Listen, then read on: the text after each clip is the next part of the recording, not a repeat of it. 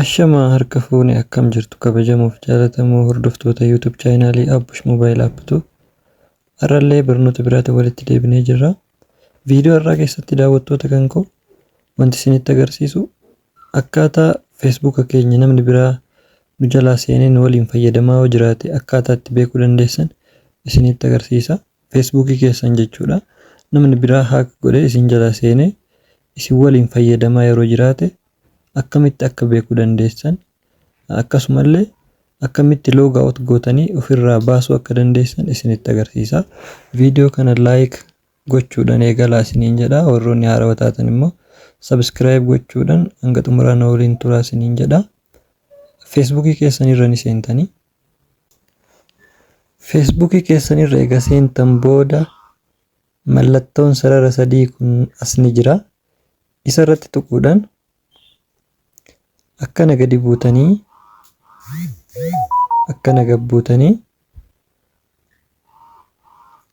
setting isee dhuqun ni jira.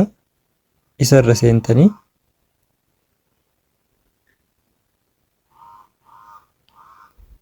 sana booda password and security isa jedhu kanarra seentan jechuudha. Password and security sana booda akka kanatti moodela bilbila keessanii isiniif baasas jalatti Samsung Galaxy M13 bilbila nama itti fayyadamaa jiru jechuudha. Itti aanee immoo Tecnopop 7 jedha. Inni kun nama na waliin fayyadamaa jiru jechuudha. Tecnopop 7 inni jedhu kun nama na waliin fayyadamaa jiru jechuudha.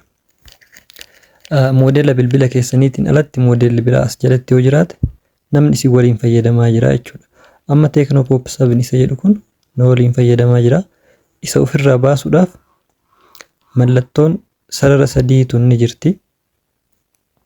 Mallattoo sarara sadii tanarratti yeroo tokko gad tuqxanii ishii tanarra jechuudha.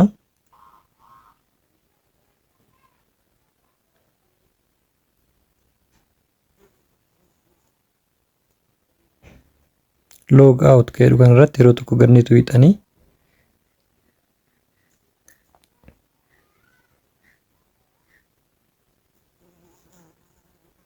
ammas password and security jedhu kanarratti deebitanii ilaaltanii jechuudha.